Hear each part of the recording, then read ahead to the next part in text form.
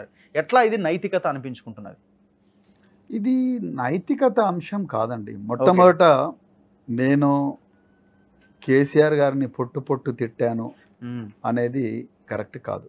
నేను ప్రభుత్వంలో ఆనాటి ప్రభుత్వంలో జరిగిన విధానాల వల్ల తెలంగాణలో ఉండే నిరుద్యోగులు కానీ, ఎస్సీలు కానీ, ఎస్టీలు కానీ, బీసీలు కానీ, రకరకాల యువకులు చాలా బాధల్లో, చాలా వేదనలో ఉన్నమాట వాస్తవం.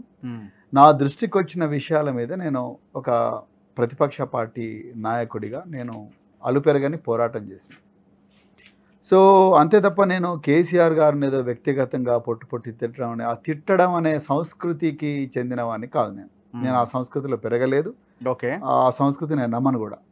4 మాటలు కేసీఆర్ని తిడితేనో, లేకపోతే రేవంత్ రెడ్డిని తిడితేనో, బూతులు కాదు సార్, టార్గెట్ గా వాళ్ళ విధానాలను అయితే గట్టిగా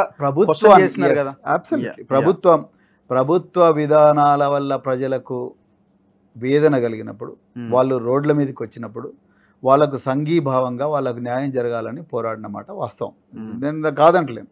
కానీ ఈరోజు మీరు నైతికత అనే దీనికి నైతికతకు మీరు దయచేసి ముడిపెట్టకండి. నేను ఒక రాజకీయ నాయకుడిగా, ఒక జాతీయ పార్టీకి రాష్ట్రంలో అధ్యక్షుడిగా ఆ ప్రస్థానంలో బహుజనులను అధికార పీఠానికి దగ్గరికి తీసుకుపోయే క్రమంలో ఎన్నో వ్యూహాలు, ఎన్నో ఎత్తుగడలు, ఎన్నో మలుపులు ఉంటాయి. ఆ మలుపులన్నింటి కూడా జాగ్రత్తగా అర్థం చేసుకొని, ఆ వ్యూహాలను అర్థం చేసుకుని, ఆ ఎత్తుగడలను అవలంబిస్తూ మా గమ్యానికి చేరుకోవాలి.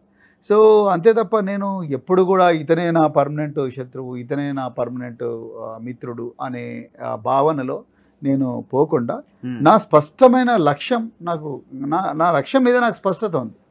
బహుజనులను అధికార పీఠానికి దగ్గరగా తీసుకుపోవాలి అనే లక్ష్యం కోసమే నేను పనిచేస్తున్నా. నేను ఆ లక్ష్యం కోసమే రాజకీయాల్లోకి వచ్చిన. ఆ క్రమంలో ఎక్కడ వీలైతే అక్కడ నేను ఫాస్ట్ లేన్కి వెళ్తా, లేకపోతే మిడిల్ లేన్కి వస్తా, లేకపోతే స్లో లేన్కి వస్తా. ఇది డిపెండ్స్ ఆన్ ద సిచ్యువేషన్. ఆనాడు ఆ పరిస్థితులను బట్టి నేను నిర్ణయాలు తీసుకుంటాను. సో ఇప్పుడు ఎక్కడ కూడా నేను అనైతికమైన పని చేసినాను నేను అనుకోవడం లేదు రావు గారు. అసలు ఈ పొత్తు విషయంలో నైతికతను తీసుకురావడం అనేది ఒక చాలా బాధాకరమైన అంశం. అంటే మీరు ఏమంటున్నారు? అన్ని పొలిటికల్ పార్టీలు పొత్తు పెట్టుకుంటున్నాయి, ఎవరి వ్యూహాలు వాళ్ళకు ఉంటాయి. నేను కూడా ఒక పార్టీ, నేను ఒక రాజకీయ నాయకుడిని కాబట్టి నేను ఒక పార్టీతో పొత్తు పెట్టుకున్నా. ఏ పార్టీ ఈ దేశంలో పొత్తులు పెట్టుకోలే అని ఒక క్వశ్చన్ రైజ్ చేస్తున్నారు సింపుల్గా. అవును, ప్రతి పార్టీకి కూడా వాళ్ళకు ఒక రాజకీయ లక్ష్యం ఉంటుందండి. వాళ్ళు ఆ పార్టీ పెట్టిందే ఒక రాజకీయ లక్ష్యం కోసం పెట్టిండ్రు. ప్రతి పార్టీకి ఒక వ్యూహం ఉంటుంది, ఒక ఎత్తుగడ ఉంటుంది. వ్యూహం అనేది ఒక దీర్ఘకాలికంగా ఉంటుంది, స్వల్పకాలికంగా ఉంటుంది, కొన్ని ఎత్తుగడలు ఉంటాయి. ఆ ఎత్తుగడలను బట్టి వాళ్ళు ఆనాడు కొన్ని నిర్ణయాలు తీసుకుంటారు. కానీ ఎప్పుడు నైతికత అంశం అనేది వస్తుంది అంటే రావు గారు, మేము అధికారంలోకి వచ్చిన తర్వాత మేము ఏ వర్గ ప్రయోజనాలే పునాదిగా, ఏ మహనీయుల త్యాగాలే పునాదిగా, ఏ వర్గ ప్రయోజనాలే లక్ష్యంగా రాజకీయాలకు వచ్చామో ఆ వర్గాలకు వెన్నుపోటు పడిచినప్పుడు, ఆ మహనీయులు చేసిన త్యాగాలకు మరి నీళ్ళు వదిలినప్పుడు అప్పుడు మీరు నైతికత అంశాన్ని తీసుకురావాలి. ఇక్కడ నేను ఎక్కడ కూడా అనైతికమైన పని చేయడం లేదని చేసినా నేను అనడం లేదు. అసలు ఎట్లా అనైతికం అవుతుందండి? మీరు ఒక్కసారి రావు గారు మీరు ఒక నిమిషం టైం ఇస్తే నేను చెప్తా. నిన్న ఆంధ్రప్రదేశ్లో ప్రతిపక్ష పార్టీ నాయకుడు చంద్రబాబు నాయుడు గారు, రైట్, ఆయన మొన్నటి వరకు నరేంద్ర మోడీ గారిని తిట్టి, మీరన్న పొట్టుగా తిట్టి, ఆయన అసెంబ్లీకి సాక్షిగా భార్యనే చూసుకోలేని వాడు దేశం నేను చూసుకుంటాడని అసెంబ్లీ సాక్షిగా అన్నాడు చంద్రబాబు నాయుడు గారు. అంటే నరేంద్ర మోడీ గారి పర్సనల్ విషయాల మీద కూడా అసెంబ్లీ సాక్షిగా కామెంట్ చేసి, అదేవిధంగా నరేంద్ర మోడీ దేశం ముందుకు పోతే ఆ పొత్తు నుంచి బయటికి వచ్చి నరేంద్ర మోడీని ఘోరంగా విమర్శించి ఆంధ్రప్రదేశ్ ప్రయోజనాలకు ఇది చేయని చంద్రబాబు చేయలేదని బయటకు వచ్చిన చంద్రబాబు నాయుడు గారు ఇలా ఏం చేసిండు? చంద్రబాబు నాయుడు, జనసేన, భారతీయ జనతా పార్టీ 3 కూటమైనవి. భారతీయ జనతా పార్టీకి 6 సీట్లు, 6 సీట్లు ఎంపీ సీట్లు, తర్వాత 10, 12 ఎమ్మెల్యే సీట్లు ఇచ్చిండ్రు. ఇంకొక చిన్న ఎగ్జాంపుల్ చెప్తా, మన కళ్ళ ముందర కనిపిస్తున్నది. అరవింద్ కేజ్రీవాల్ గారు ఎవరికండి వ్యతిరేకంగా పోరాటం చేసింది? ఆయన ఆనాడు 2012 నుండి 2014 వరకు India against corruption Arvind Kejriwal, Anna Saheb Hazare, బాబా రామ్దేవ్, ఇంకెంతోమంది కలిసి వీళ్ళకు కాంగ్రెస్ పార్టీకి వ్యతిరేక పోరాటం చేసిండ్రు. ఆయన షీలా దీక్షిత్ గారిని ఓడగొట్టి ఢిల్లీ ముఖ్యమంత్రి అయ్యాడు. ఇప్పుడు కూడా ఆయన ఢిల్లీ ముఖ్యమంత్రిగా కొనసాగుతున్నాడు. ఆయన ఈరోజు ఎవరితో చేతులు కలిపిండండి? కాంగ్రెస్ కాంగ్రెస్తో పార్టీతో చేతులు. చేతులు కలిపిండు.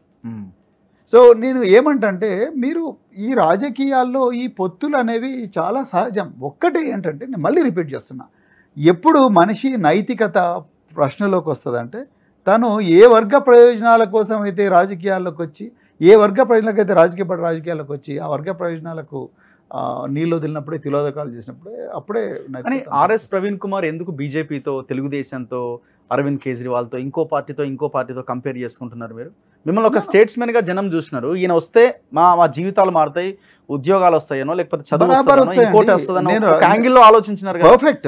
ఆ తానులోంచి కూడా నేను ఒక ముక్కనని మీరు చెప్తున్నట్టుగా కనబడుతున్నది కొంతమంది. మీరు నన్ను అట్లా అంత స్వచ్ఛమైన యాంగిల్లో నేను ఏమంటున్నాను అంటే మీరు ఆ విధంగా పాలిటిక్స్ అట్లా చూడొద్దు అంటున్నారు. పాలిటిక్స్ ను మీరు ఆ విధంగా చూడకండి. మన నైతికత పర్సనల్ గా ఉండి మీరు రాజకీయాల్లో మీరు ఏ విధంగా పని చేస్తారనేది ఎట్లా నిర్ణయించబడుతుంది అంటే మీ మనసులో ఏ వర్గ ప్రయోజనాలు ఉన్నాయన్నదే రాజకీయాల్లో మీరు తీసుకొచ్చే విషయాలు కానీ, లేకపోతే రాజకీయాల్లో మీరు సంఘర్షించే విషయాలు కానీ, లేకపోతే రాజకీయాల్లో మీరు అమలుపరిచే విధానాలు కానీ అవన్నీ కూడా మీ మనసులో నుంచే వస్తాయి.